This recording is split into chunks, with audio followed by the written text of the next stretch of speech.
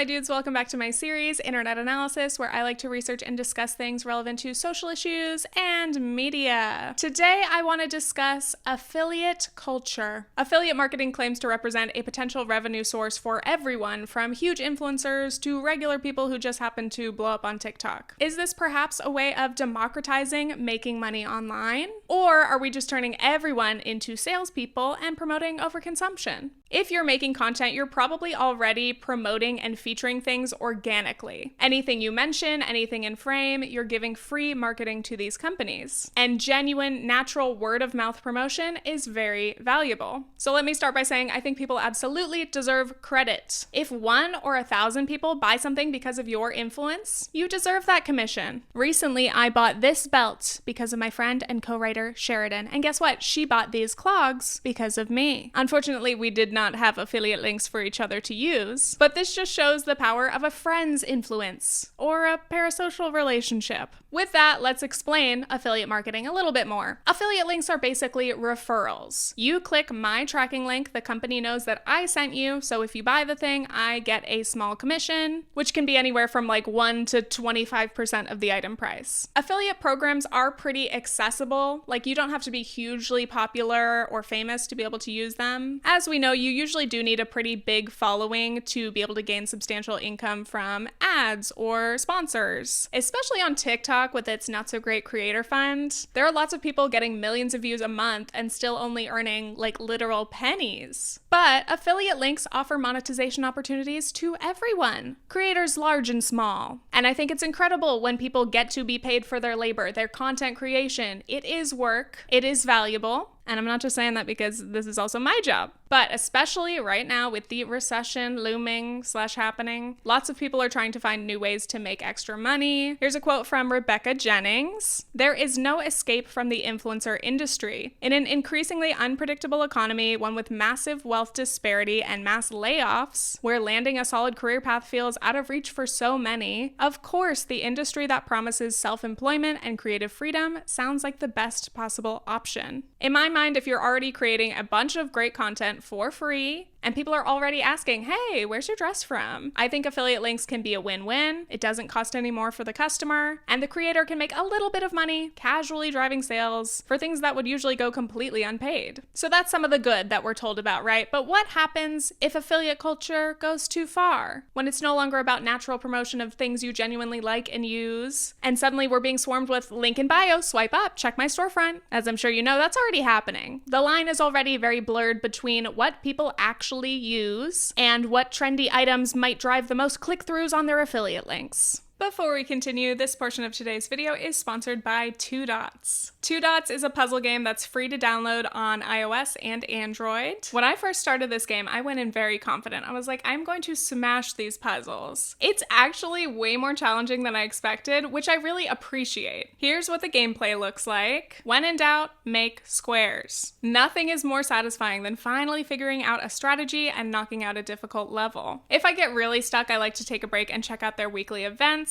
like their scavenger hunts. I love a hidden object game. And just look at that beautiful design. I love how whimsical and cute this scene is. To me, 2 Dots is the perfect mix of challenging and stimulating without being stressful at all. It's actually very relaxing. I'm currently on level 25. Now that I've figured out the strategies a little bit, I'm going back and trying to get 3 stars on all the levels. I'm on a mission. 2 Dots has over 115 million downloads globally, so if you want to join in on the fun, you can click the link in the description or use the QR code on screen to download 2 Dots. Let's talk about gatekeeping. Imagine you post a video of your adorable dog. It goes viral, you're overwhelmed, you had like 20 followers, now your video has 10 million views. There's lots of attention, lots of comments coming in, including, where's that shirt from? Link the lamp. Oh, you didn't expect people to ask or even notice that stuff? You try to reply, but TikTok won't let you send links. You could type out the whole product title, but there's just so many comments. Link, don't gatekeep. Where's the shirt from? Link, send me the link. Post the link. Post the damn link. Some people are so entitled and rude about it. Not to sound like a boomer calling the young people entitled, but like people of all ages. The badgering is so intense. It makes me laugh, but really I'm like, we might need to calm down. Because of this environment on TikTok, the action of not sharing where something is from is perceived as maliciously secretive. There's a whole genre of POV sketches making fun of this mean girl trope. Oh, you like my shirt? Thanks. I like your shirt too. Where's it from? Oh man, I'm drawing a blank. Where did I get it from? That's a good question. I have no idea. I actually really don't know. Why is she so protective? Why won't she just tell you where the shirt is from? Some say a true girl's girl will always tell you. It's from Target. It was only $8. Here, literally take it. Literally take it off my back. From that phenomenon comes the phrase, pretty girls don't gatekeep. My interpretation is that it's a response to what is seen as exclusive behavior. Someone purposely withholding something because they think they're better than you. They don't want you to have that thing too. This reminds me of how some companies protect their brand by not carrying extended sizing. I'm looking at you, Abercrombie. And yeah, we're absolutely not about that elitist, mean girl behavior. But ironically, pretty girls don't gatekeep has now evolved into yet another way of selling something. I'm not gatekeeping. I'm actually so kind. In fact, I'm going to share this with you. And it is my affiliate link. This reminds me of de-influencing. Instead of not being influenced, it's become buy this, not that. It's all about the dupes. Buy this $12 lip gloss instead of the trendy $30 lip gloss. I'm saving your wallet. I'm honestly saving your life. Use my link. It's framed as generosity and goodwill, when really, of course, the creator is not gifting you anything. They're not telling you a secret like they're your best friend. They're simply trying to get you to buy something so that they can get commission. Girl, you're right. I need to learn how to gatekeep, but I literally can't because it's part of my job to put you guys onto the best Amazon finds. Listening to this kind of content, like selling disguised as not selling, was melting my brain. It honestly feels like double speak after a while. Like people will post, my biggest regrets, product is too good, I bought it in too many colors. I'm not even selling this to you. I'm just giving you the link for you to buy it. Of course, everything ends up being co-opted by capitalism. Even just the idea that nice people will share information. Though the association with prettiness, beauty, and morality, save it for another time, but there's something there. And by the way, I know how people use language changes over time, but I think it's important to mention that historically, gatekeeping was about censorship and controlling what news the masses heard. Gatekeeping has been used against marginalized people as a method of systemic racism. Information, resources, and opportunities were gatekept. That's why I find it a little bit wild to hear someone say, you're gatekeeping because you won't send me a link to a candle. You know, as annoying or selfish as it may appear for someone to not share, they might just not be interested in selling or promoting anything for whatever reason. And I think that's valid. I personally think, especially if you're making fashion or product videos, it takes 2 seconds to put the brand and the item name on screen in the video. Honestly though, have some people lost the ability or never learned how to Google? I know the Google is free discourse is complex, but I'm not even talking about social issues. I'm talking about shopping. But really, genuinely, knowing how to Google, how to search for something online is a skill, and some people don't know how to do it. Figuring out what keywords can I use to describe this thing? Where should I be searching for it? But the greatest possible tip, as many people have shared, is reverse image search. You screenshot the thing, run it through Google, and you'll probably find it, or at least something similar. So this is my little PSA to please probably don't harass people for links. Continuing on, now we can finally tackle Amazon storefronts. I'm sure you've heard a million TikTokers say, it's in my Amazon storefront. This board is linked to my Amazon storefront. So let me explain how this works. Almost anyone can sign up for Amazon Associates, but the Amazon Influencer Program is a more lucrative extension of that,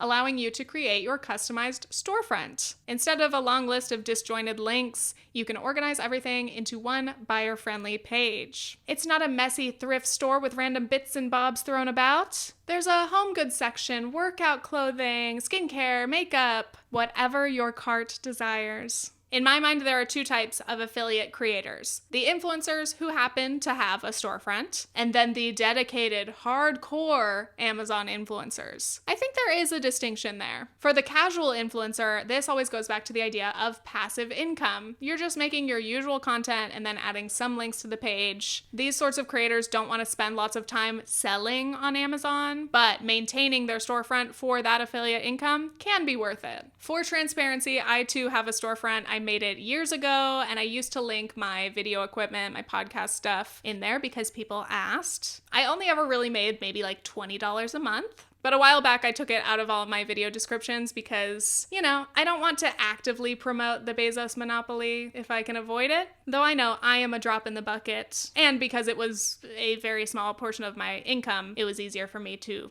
give up. But for the hardcore Amazon influencer, promoting Amazon is a main part, if not the main part, of what they do. They post reviews, unboxing videos on Amazon, as well as hosting Amazon live streams, which is basically live shopping like QVC. Amazon has really been trying to push this. There were some leaked deals that revealed that creators could earn between $2,000 to $9,000 in bonuses if they did a minimum number of streams and hit their revenue targets. Again, in addition to the actual commission. Also, it's important to note that with Amazon affiliate links, it's not just about someone clicking and buying that exact product. They can get commission from anything someone purchases within a 24-hour period of them using that link. So obviously, this is where the big potential comes from. It's all about conversion, baby. That's why some influencers will do anything just to get you to click their link. Then you can forget about the thing you were going to buy, go about doing your regular shopping, and they're going to get a commission from that.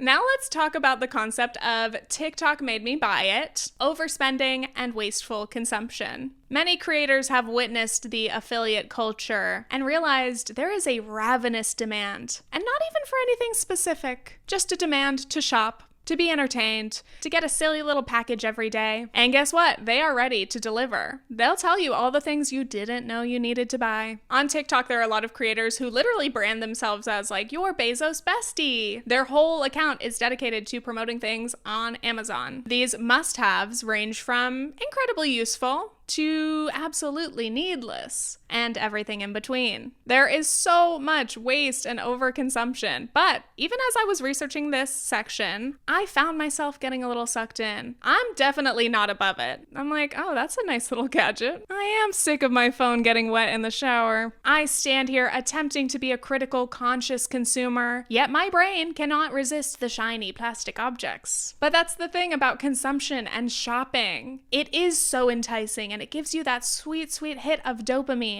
So when it comes to all of these things constantly being promoted, we're bombarded with more and more things to buy. What about trust? Who can we count on for good recommendations? When you're walking past that kiosk in the mall and the guy's literally chasing you down with a hair straightener, you're not gonna want to stop and do it. But if your best friend FaceTimed you and was like, oh my God, like I tried this hair straightener, my hair never stays straight, and it did it, you need to try it. I find it fascinating how our concept of trust in influencers has evolved over the years. When bloggers were brand new, people loved them because they were just regular people showing us their lives. Then you had YouTube videos finally getting sponsored and monetized, and that made you a sellout, inauthentic. The idea of making money online was taboo, and some of that carries on today. There's still a bit of an assumption that content creation is not work. You should do this only because you're passionate. If you have any dreams of making a cent or a living from it, you're bad. Especially because those income streams often require advertising, dirty, dirty advertising. Though, need I remind you, we live in a capitalist society and we all have bills to pay. So again, people deserve to be paid for their labor. I am really glad to see that we have come a long way. Once again, thank you to my sponsors. And thank you to you all genuinely for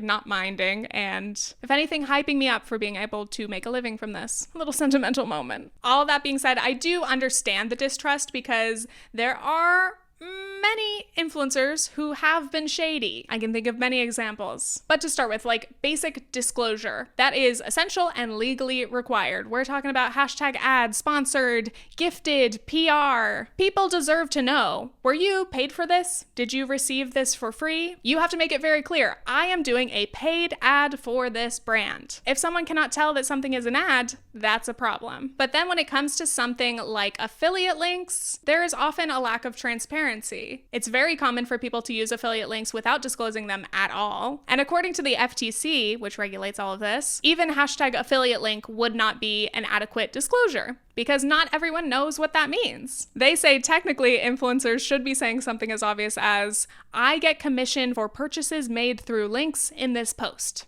You gotta spell it out. But I don't think I've ever really seen anyone say that. Not on like Instagram or TikTok, maybe on a blog. At the top of the page, it'll say something like that, but on social platforms, not so much. Now, the realm that fascinates me the most in all of this is the lifestyle girlies. It makes sense. Their genre is literally promoting their entire lifestyle. I looked at these storefronts like Charli D'Amelio's and Alex Earl's, and as I scrolled through, it reminded me of the old Beauty Guru classics. What's in my bag? Room tour, favorites videos. It would be like if you clicked on those videos and didn't watch it, but instead just skipped straight to the links in the description. But there is this weird juxtaposition. The shopping lists on one hand look very personal and mundane, but also like completely out of touch. There's the high and the low. They will literally link everything from Q-tips to iPads. Talk about lifestyle influencing. I want to have the same Q-tips as Charli D'Amelio. Another thing that blows my mind is that wish lists are very common on these storefronts. These are things that the influencer does not even own. They have not tried it. They're literally just saying, oh, that looks cute. Or like if they use a luxury item that isn't sold on Amazon, they'll just link a dupe and be like, yeah, that's good for you. I know people are very defensive about dupes. Oh, it's the same thing or similar, but cheaper. I get it. Yeah. I think if you use the dupe, sure. But if you've never even tried the dupe and you're trying to sell the dupe as a dupe, how do you know it's a dupe if you haven't tried it? Anyway, a lot of this TikTok made me buy it leads to product regret and trash. We are told we need this thing. You can't imagine your life without it. It just fuels overconsumption of things that we in fact probably do not need. You don't need a separate thing for your eggs to sit in. It comes with a container that they sit in perfectly. So please, before you buy this stuff, think about the time that goes into cleaning these containers. I love this creator. Hannah basically has a Don't Buy That series. And yes, that is true. De-influencing. I'll share one of my biggest product regrets. One time I spent probably $100 on neck products. I was having really horrible neck and back pain. I was like desperate for a solution. So I just kept adding things to my cart and I was like, yeah, these are gonna literally save my life. And unsurprisingly, they arrived. I used each product maybe a handful of times. They sat in a bucket of shame for years. And then finally I gave them away to my brother and I don't even know if he's used them. So now I've just passed on the bucket of shame and eventual waste. Does anyone else get like really stressed out? Like if I have an item in my life that I don't use, I feel such responsibility for it. I'm like, yeah, I don't use you, but I can't just throw you away. That would be horrible. It's my responsibility now to pass you on to a new home. That's why the idea of filling my life with like thousands of little silly things that I'm not going to use is like my biggest nightmare. And it already is. I already have too many of those items. Now I just want to jump in and say this whole time that I've been researching affiliate marketing, there are remnants, echoes of an old enemy. A lot of this reminds me of multi-level marketing, baby. Obviously it's not the same. Affiliate marketing is not like a pyramid scheme, but it's more about the scammy energy, the desperation to sell, the empty promises. You can make thousands of dollars per month at home. Anyone can do it. It's so easy. Does that sound familiar? To be fair, it is much more likely that you can earn money with affiliates than from MLMs, though that isn't saying much because 99% of people in an MLM profit $0. But if someone buys something using your link, that commission money is real. I will give you that. Another thing that felt scammy about this is that I found so many, frankly, lazy posts.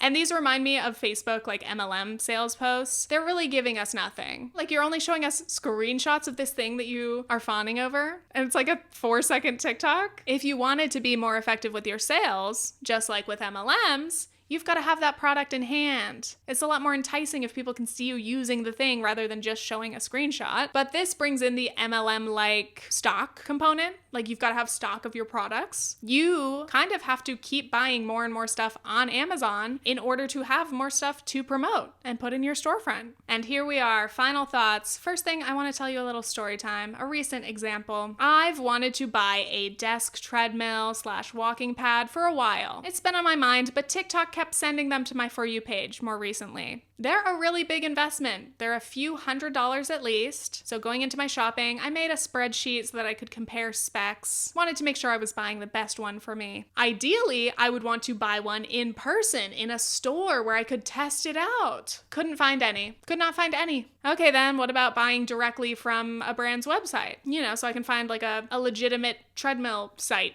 retailer. Difficult unless I wanted to spend like thousands of dollars, which was not in my budget. So then I'm looking for TikTok reviews, I'm reading tech articles, and everything links back to Bezos Town. They're all Amazon links. And I know like those writers have to do it. It's how the sites make revenue, but it's still a bit of a bummer. So finally, I resign myself to the big A. I'm comparing different products. I'm reading a ton of reviews. And I'm only getting more confused. I find this happens anytime I try to research a purchase. Honestly, all the options sound equally questionable. They're different brands, but apparently they're all bad. On the surface, they might have tons of great reviews, but then you get the occasional, this treadmill almost blew up, or it broke within a day. The belt shredded immediately and the company is ignoring me. When the reviews are that hit or miss, I don't know who to trust, and I do not feel confident at all buying a big, expensive, heavy thing. Finally, I bought one, and it's not great. The belt kind of slips, it drags, but I have nothing to compare it to. I know what a regular treadmill at the gym feels like, but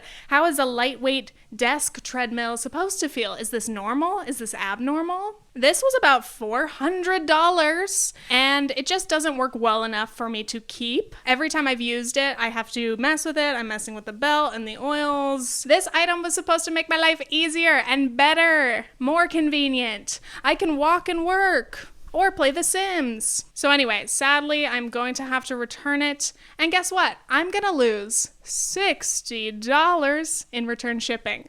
Truly, what a sad waste of money. Extremely sad. Anyway, I'm telling this story because shopping is hard and everything leads back to Amazon. I don't want to support Bezos Marketplace, but avoiding it is extremely difficult. Kudos to anyone who can fully boycott Amazon, but there are many reasons that it's hard. I try to shop in person, buy things locally, but I can't always find what I need. A lot of stores these days really aren't stocked well. I know that might be from pandemic production issues. Another example, recently, I wanted like a long dog gate. I went to multiple stores, couldn't find anything. Meanwhile, you can find pretty much anything in Bezos Town. Actually, there's gonna be 500 different options, all shapes, sizes, and prices. Plus, free, fast shipping. Amazon is essentially a monopoly. It offers more choice and convenience. It is literally impossible to beat. But even then, if I were to say, okay, no more Amazon, I'll just use Walmart or Target. What's really the difference between that? Especially online, their websites are all full of drop shippers and third-party sellers now, unless you sort out like only the products that they carry in store. But at the end of the day, if I'm choosing between 3 of the biggest retailers, it's like, okay, should I enrich Bezos or the Walton family? I love having choices under capitalism. But anyway, not to depress you, but I just felt like it was essential to talk about, like, at the end of this whole video that's so centered around using these big websites, I knew people would be like, well, why not avoid them? It is unfortunately easier said than done. I'm still gonna try. I still think we do have power as consumers overall, but I guess my point is, we might not always be able to control where we buy from because of all those factors that are greatly out of our control. But whenever it is possible, we can shop small, shop local, buy used, buy less stuff overall. Avoid the little TikTok made me buy it product of the day. So that is that. I hope you enjoyed this episode. Thanks again to 2 Dots for sponsoring. Click the link in the description or use the QR code to download 2 Dots. And a big thank you to my patrons. If you want to support me, you can check out my Patreon. I create bonus videos. We do monthly live streams. Extra thank yous to my executive producer tier. We have Uwu Face, Abby Hayden, Alter Still, Eric Danielson, Freshly Laundered, Jackie King, King, Jill Hoffman, Julie Leva, Matthew Gray, Megan Collins, MegCat33, Nicole Louise, Sarah Kemi, Stevie May, Tom Walker, Treffa, and VivianOladun.com. Thank you for being patrons. And if you haven't seen my last video, it was basically about all these body and beauty typing tests. We've got Kibby body types, color seasons. You can check that out. And stay tuned for future internet analysis videos. Okay, thanks, bye! Finally, I bought one. And